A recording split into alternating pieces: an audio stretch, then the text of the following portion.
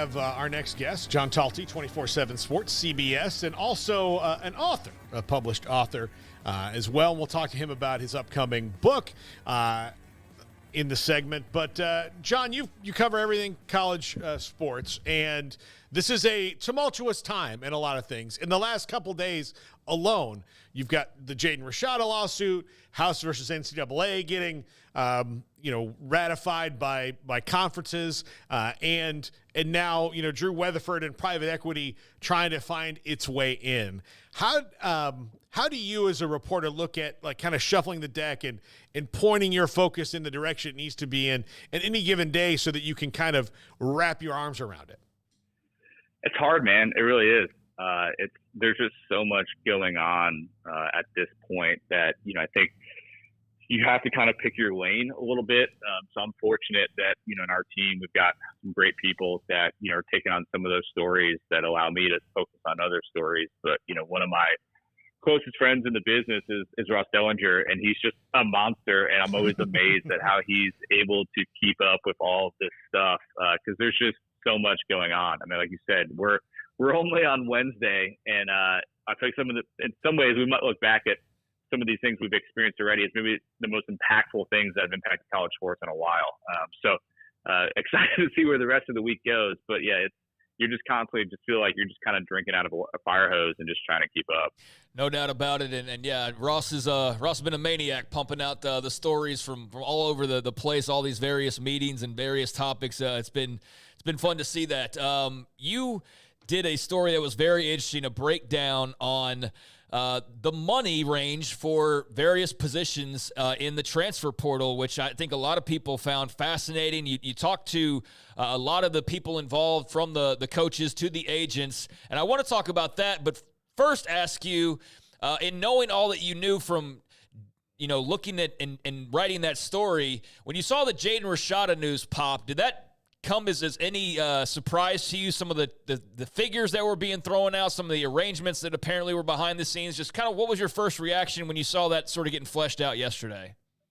No, and so I'll give you guys a little bit of kind of some of the behind the scenes backstory. So and you mentioned it kind of, I think, at the top. So I've got a book coming out in August called The Price that I did with longtime best-selling author and former 60 Minutes correspondent Armin Gatayan. And in the book, we decided to focus on big issues, coaches, schools. We've got Saban stuff, Harbaugh stuff, et cetera, et cetera. So one of the people more than a year ago that I decided to try to kind of follow around for a year is the agent involved in the Jaden Rashada thing. So I've been kind of behind the scenes involved in it for a while. I've been kind of waiting for this lawsuit to drop for a bit. So I might have been a little bit more informed than the average person, but there was a time where I wondered whether a lawsuit would actually happen. There are times where it kind of went up and down, but this is a moment that I know that they've been kind of looking forward to for a while. They felt like that the initial stories around Jaden were kind of driven more, they felt, by like the Florida side of things, and they've kind of just sat in the background and waited for their chance, knowing that they were probably going to do a lawsuit at some point. And yesterday, for that to come out, it's kind of their chance to start to kind of tell a little bit more of their side of the story, and certainly got a lot of attention yesterday. So, John, I mean, I don't know how many of these, athletes are out there like Jaden Rashada, and I'm sure there's plenty that were promised something and haven't been delivered on. Jaden Rashada's is interesting is that it was all in writing, and he had a signed contract, so it appears that it'll probably work out better for him than it will for the people he's suing, because they clearly were in breach of a contract and not able to pay him money that he was promised. How do you think it will eventually play out? Will it get to court, or will this be settled? Yeah, that's a great question. I assume that, Billy Napier and his lawyers and the lawyers of the other people mentioned, your initial move is you try to dismiss it, right? To try to not have to go through the hassle. Again, I'm not a lawyer. I can't really give legal advice, but I've tried to talk to some lawyers in the lead up and then in the aftermath. And, it feels like there's enough in the complaint for it not to get dismissed. Again, we'll see. That's not, full on expert legal opinion, but that's what I've been told. So I think from there, you start having questions of, is it something that we need to settle? Is there a number that makes sense for both parties to not go forward? how likely are you to win? I mean, there's just a lot of different things I think that start to come into play at that point. I talked to a couple people that felt like, if you're Billy Napier and some of the other people involved, you really don't want to have to go through discovery. You don't really want, all of your maybe text messages and things that you've been sending to, be looked through and pulled from. That's not generally fun for anybody involved. So is there a number that makes sense for you to pay to not go through that? And also that, that makes Jaden and his team feel full. I've heard some numbers that I'm not really at liberty to say what that number might be, but that I think will be a very interesting part of this moving forward. You can go ahead and tell us, John. Nobody's listening. It's fine. It's just between friends here. No, and more on just Jaden Rashada, as you mentioned. You talked to people in the past few months and the lead up to all this. You kind of saw this coming. So more on that in the book, correct? I mean, the many things that you talk about, there's plenty about Jaden Rashada in there. Is that correct? Yeah, so a whole chapter is basically dedicated to this, and it's not just about Jaden; it's about the agent as well. And so, just to give you a little backstory, he's currently a student at SMU. So I was just kind of fascinated in general, where it's like not only is this guy involved in this huge case, but also like he's still a college student. I thought that was kind of wild, and you kind of go in with some of your preconceived notions. And to be perfectly honest, I was blown away by him. I mean, he's like far beyond his years, really sharp, and just happened to get kind of pulled into what's a pretty wild situation. But yeah, I'll just give you a little tease. Like, there's some information in that lawsuit that has caught people's attention. I can just say there is a lot more in our book that has not been reported yet that I think will make people feel a certain kind of way, even more than maybe how they feel right now. But there's a lot of information about this case that is not yet out there that I feel pretty confident that will maybe never be out there, but that we've got stuff in our book that is going to, I think, kind of blow people away.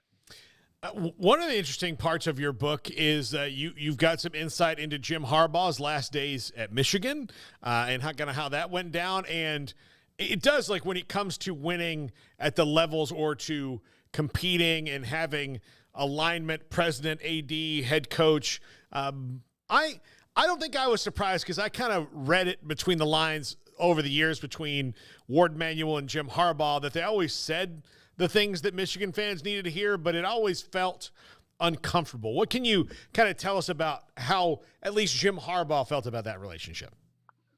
Yeah, not a huge fan of it, to put it mildly. And we've got it's just, and that was just a small little, just a small little piece. But we've got, I think it's 3 chapters in the book are dedicated to JIm Harbaugh in Michigan. And what's interesting is that we made that decision, more than a year ago, long before we knew they were going to win a national championship and he was going to get caught in a sign stealing investigation. So we didn't know what we had when we first got it. We just thought he was interesting and that they should, have a fairly good year. So we've got a lot of different stuff in there. But yeah, I mean, it's something that people have kind of known. Now, Ward especially has always tried to downplay that. We talked to him, he tried to downplay it to us, that they had a better working relationship than people believe. But Harbaugh definitely used to complain a pretty good bit to his kind of close confidants about Ward. And I think, one of the interesting things about JIm is that he's just a guy who, how to put this, like wants to feel wanted, maybe is the best way of putting it. And I think he felt very wanted by the Chargers. And I don't think he ever felt like he was fully wanted by Ward Manuel. He kind of felt like that Ward never really fully had his back.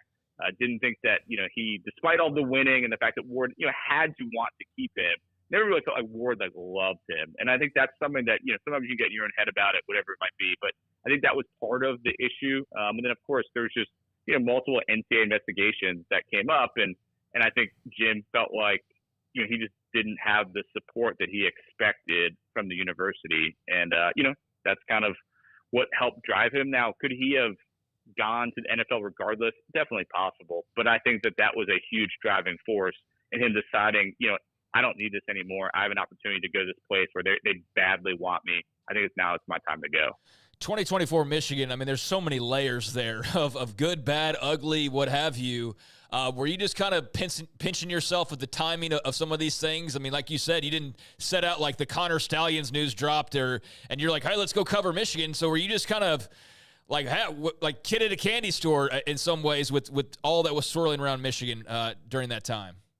Yeah, sometimes you have to get lucky, right? Yeah. And I think we made some smart decisions, but again, I'll give you just a little context here. So 3 of the things that we picked were, and I'm based in Alabama, so one of these was easy, but we picked Nick Saban, didn't know he was going to retire, but probably one of the most interesting years he's ever had. We picked JIm Harbaugh in Michigan.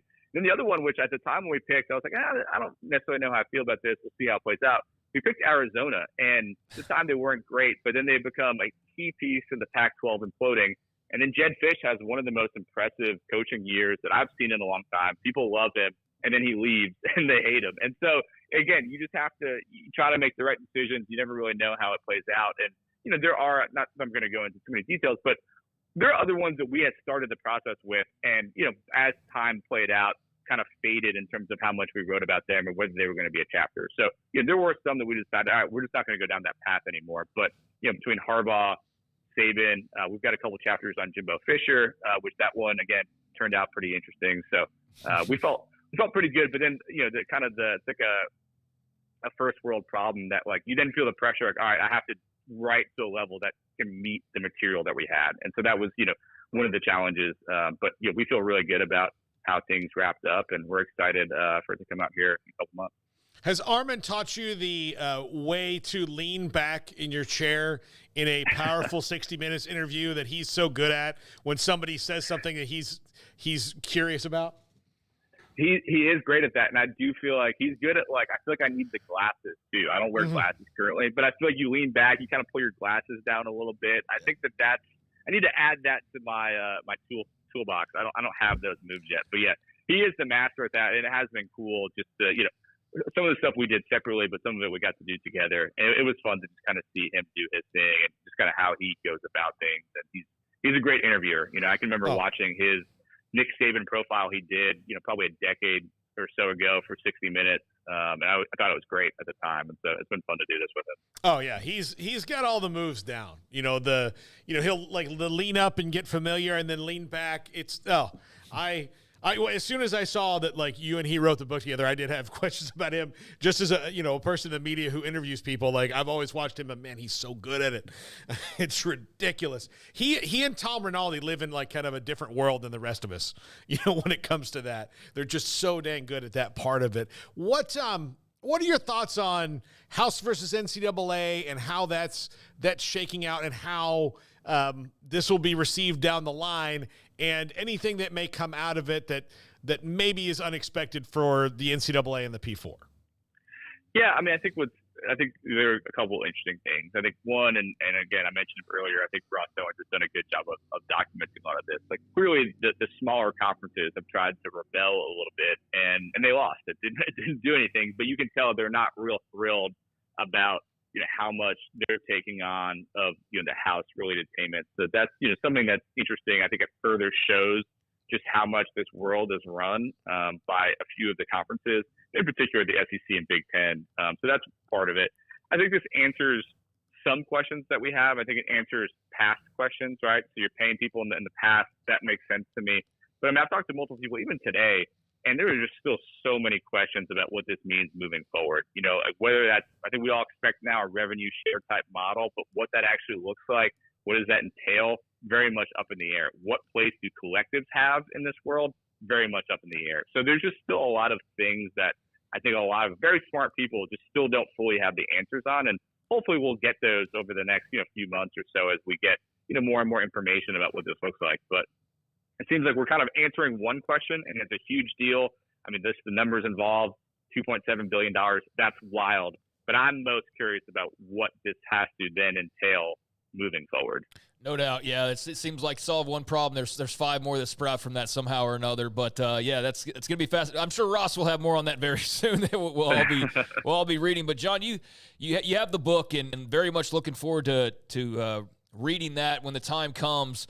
But I also mentioned at the start the article that you had over on CBS Sports about the NIL market and how much players are getting paid at each position. And you talked to some folks around the sport to try and kind of get, I guess, a good idea, because so often we just see things thrown around on X or various other social media platforms, or I know like On3 does their valuations, and I don't know exactly how all that works. So was there anything surprising, fascinating, what of interest, I mean, maybe caught you in looking into what actual money is being thrown around here in college football when it comes to various position groups? Yeah, I mean, it just, to start, and this is not to to brag, because I guess we'll determine how good I was at doing it, but it was just very hard to do, to be perfectly honest, because there's a lot of mystery. There's no real centralized data for it, and people are skittish about giving real numbers. I think that there are certain people that are more willing to talk and try to inflate how much their guys are making, but it was hard to try to really pin people down on some of these numbers. And part of it too is that they're just we could probably, and maybe this is a story we'll do down the line, there are different ranges even within conferences, right? So we looked at it from a Power 4 standpoint, but there are numbers that are SEC are probably going to be in the higher end than the Big 12, for instance, particularly. So you're trying to blend those different data sets to try to get a general range. But I think some of the things that stuck out to me, and we mentioned in the story that there are obviously outliers, and there were a couple this past year. But I think those QB numbers, while really strong, might be a little lower than some people thought. To get a really good QB for $500,000, I know that's still an insane amount of money. But it feels like sometimes, especially with the Jaden Rashada stuff, some people might think, all right, everybody's $2 million plus. It's not even close to that. So that was interesting. And I felt like you could get really good value at the wide receiver and defensive back positions. Now, I think, again, the elite guys at those spots can make more than those ranges. I know of a few that are above that kind of general range, but maybe in part just because you need multiple of them, maybe in part because they're easier to find, maybe because, there's some of those guys, they're not going to be necessarily great down the line, whatever it might be. Those numbers were a little lower than I thought they could be, especially on the lower end of the range. But yeah, it was a fun challenge to try to, again, get what I believe to be as accurate as information as I could possibly get from talking to as many people from all kind of different kind of corners of this world to try to put together those kind of number ranges. John, the book comes out in August, right? That's right. Yep. The book is called The Price, and it's by Armin Katan and John Talty, who joins us here today. John, thank you so much for hopping on the show, and let's get you on again before the book comes out to make kind of a final push. Yeah, would absolutely love that. Great talking to you guys, and we'll talk again soon. John Talty, 24/7, CBS Sports, and got a book coming out with Armin Katan, who's, like I said, you can see how much of a fan I am of him. I just admire his I did. I love Armin Katan. Real like a K-pop star or something like that. Real Sports, 60 Minutes. That's how you interview people, man. Yeah, no, he definitely knows what he's doing, and I can see where you would be a fan of his work. But yeah, really appreciate John, and college football fans got like a reading list this summer. Like there's some good stuff coming out. And you talk about Johnny's, I almost said this, but he needs to go buy a lottery ticket with the what's the right word? The prescience? Is that a word? That you have to basically blindly tab every major college football story in 2023 for the book that was coming out. The Michigan, Nick Saban, what was the other?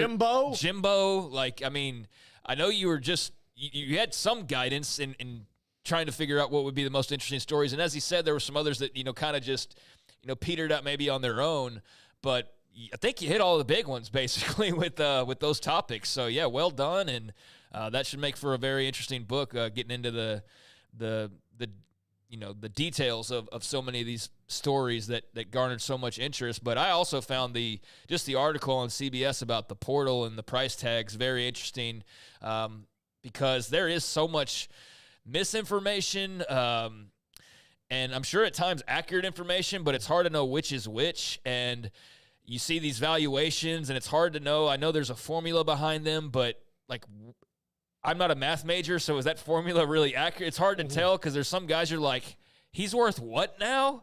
But for reference, do we have time here to? Yeah. We're all right. So here's the tabulations he put on the markets for these various positions, and I guess just y'all tell me if y'all think it's crazy or if it's about what you expected. But like he said, also some people not willing to really divulge every detail, which that's always been my problem with the NIL is, I'm 75 years old calling it the NIL.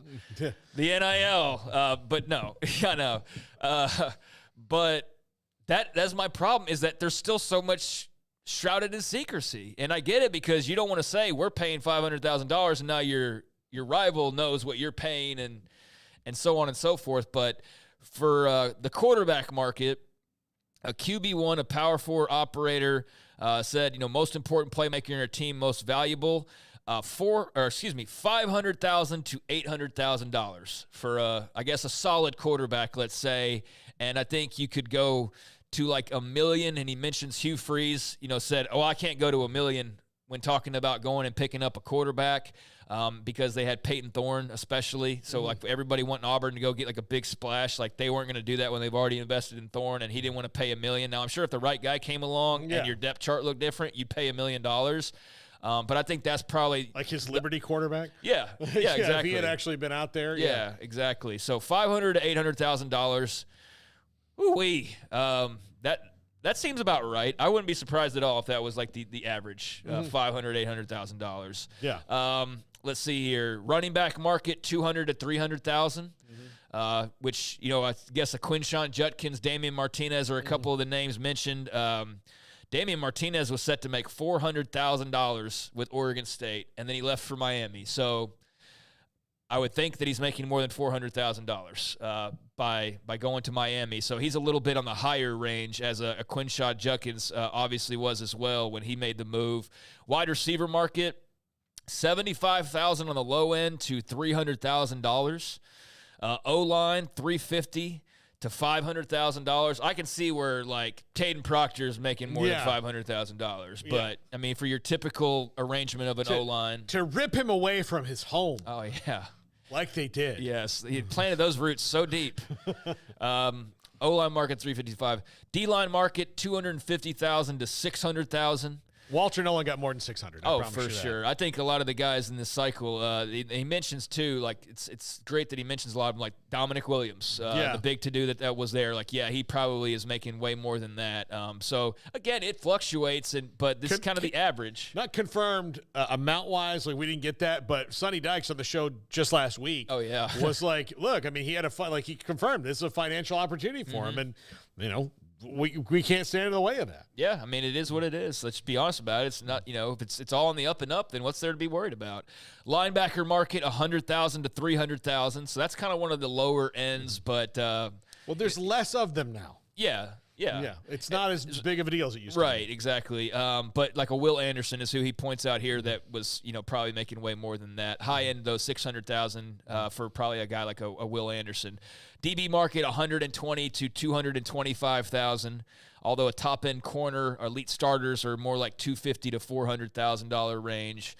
And it says that safety is not quite as in demand as top corners unless you are Caleb Downs. And then Ohio State's probably handing you pretty close to seven figures, I would imagine. But, those are just the ranges, and they're all kind of, it all kind of runs together, really, when you're talking about hundreds of thousands versus hundreds of thousands. But I think that's probably about where people would see those positions. And still, I mean, you're eating well if you're even a lower-end guy who's got some teams after you. You're still hitting six figures, bare minimum, it would appear at least. And so we'll never know for sure unless they just all make this open and we get into the straight contractual modes, and then that thing, will become an industry unto itself, probably reporting on contracts and things like that. But, that was just an interesting look, another piece of his work to coincide with the book as well that I enjoyed checking out this week. So, enjoyed talking to